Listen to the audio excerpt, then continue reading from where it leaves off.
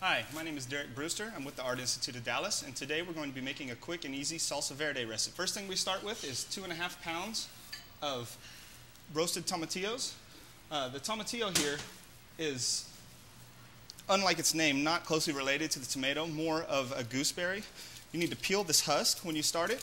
You need to make sure we rinse the tomatillo off. It's very sticky inside underneath the husk. Get them on the grill. We're going to roast them until they get a nice even char on them, along with 2 poblano peppers and 1 jalapeno.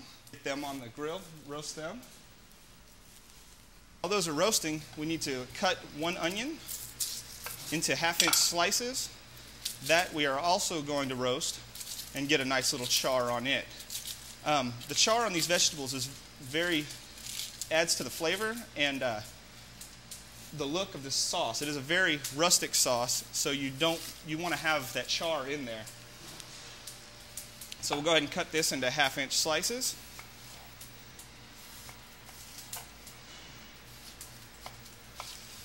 And get that on the grill also. While these are grilling, you just need to make sure you're turning them. You want a nice even char on them. While that's roasting, we're going to go ahead and mince 1 clove of garlic. Anytime you're using garlic, always need to remove this stem end. Nobody wants to eat that. It's just in the way. To that, give it a good smash, and we're going to mince that finely.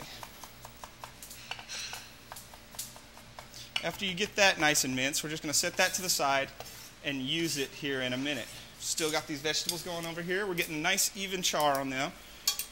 You want it like this. The jalapeno here, getting a nice little char on that. Same with your tomatillos and poblano and onion. Just a nice even char. Now what we need to do is we need to remove all the stems and seeds from these peppers. Contrary to what people believe, the seeds are not what the heat comes from in this. The actual heat itself comes from the ribs throughout the pepper.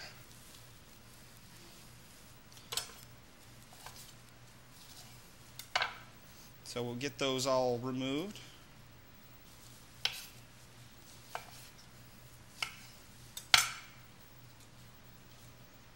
Now we'll go ahead and chop these peppers slightly just to get them smaller so they'll fit in the pot a little bit better. Now we will go ahead and grab about a 2-quart saucepan and get it nice and hot. We're going to add about 1 tablespoon of olive oil. When this gets hot, we're going to add 1 minced clove of garlic. Just going to saute this garlic until it gets aromatic. You just want to smell it. Don't want to get it too overdone. Burnt garlic gets very bitter.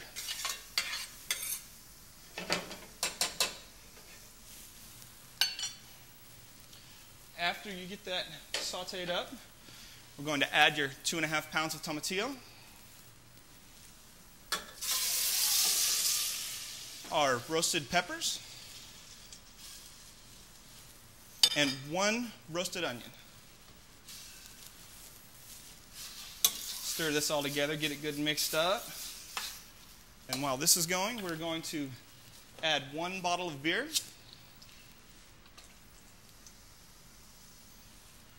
Bring that to a boil and let it simmer for a good 5 minutes. While this is simmering, we need to get a 1/2 bunch of cilantro and pick it from the stems. Very important that you pick this from the stems, being a blended sauce, because when you blend those stems, they become very stringy. Also, we're going to mince about a 1/2 teaspoon of oregano. Nice fresh oregano is always the best. After mincing your herbs, we're going to go ahead and get the juice of 2 limes to add at the very end of this. The limes adds a nice acidity to the flavor and really rounds it out. Next thing we're going to do here, we're going to go ahead and transfer this to a tall-sided Bain Marine. The reason we're transferring this is we're going to blend it with an immersion blender. And with these low sides on this saucepan, if you're not careful, you'll end up with it all over you. So there we have that, all roasted, boiled, it all ready to go. Flavors intermingled, it all to be pretty good. We're going to go ahead and use our immersion blender. Go ahead and puree that till you get a good consistency.